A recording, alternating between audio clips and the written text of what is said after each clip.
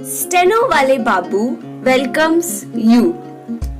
Shorthand dictations in male and female voice from all sources like magazines, speeches, and editorials at various speeds up to 120 WPM for various departments like SSC, DSSSB, CRPF, Delhi Police, etc.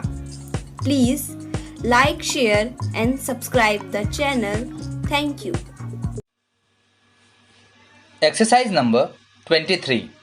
Sir, if democracy is to survive, the government which swears by democracy must guarantee that nobody would die of hunger.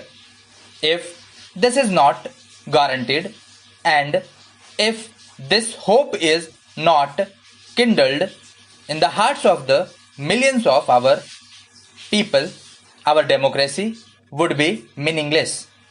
This has been stated practically by all jurists, all political leaders and social workers. Now, I would like to know the difficulties. If we take into consideration that this right is not included, what are the effects? When I was speaking over the resolution moved by my esteemed colleague regarding northeastern situation, I made a mention that the time had come when you should provide work to the people or allowance if the work could not be given. At that time, the Honorable Minister had said that this was matter which concerned the Law Ministry. Therefore, I would like to invite the attention of the Law Minister again on this particular point. There is a problem of law and order in this country. The crime is on the increase. There is dissatisfaction everywhere. There is unrest amongst the students. Students feel that even if they take any number of degrees, they are not assured of a job. We all know that with 90% marks, they do not get admission even in medical and engineering colleges. Even after getting MBBS and BE degree, we are seeing what is happening in Delhi. Questions are being raised in this particular house. The number of people below poverty line is increasing every year.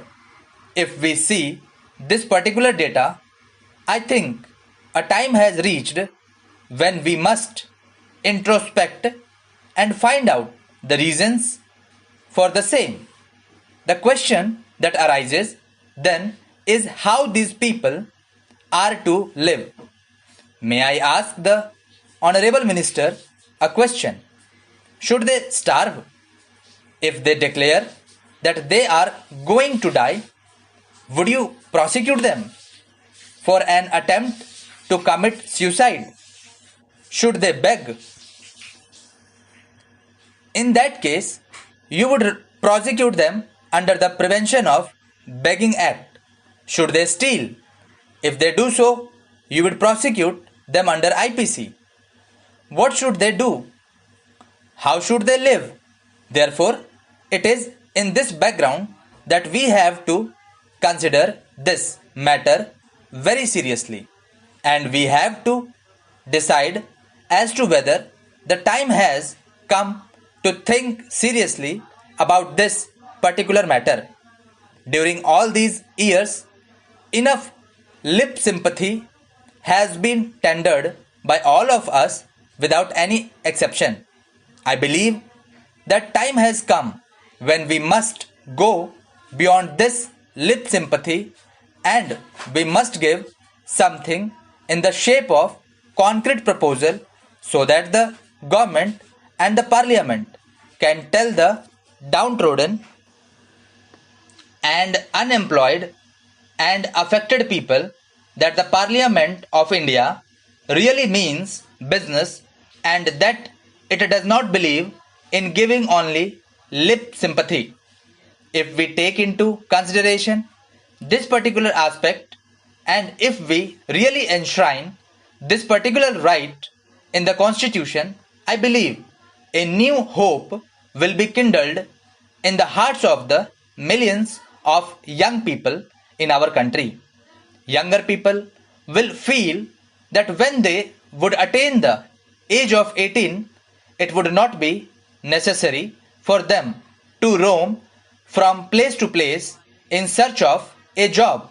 They would be assured of a job and they would be very happy. There would be no uncertainty in life. The unrest and strikes in the colleges and schools will stop. The problem of students' unrest cannot be solved if we guarantee them this particular right of work, for which I have made a humble attempt through this particular bill to be included under Article 19. We see in big cities they trek in thousands and thousands of people from the villages in search of jobs.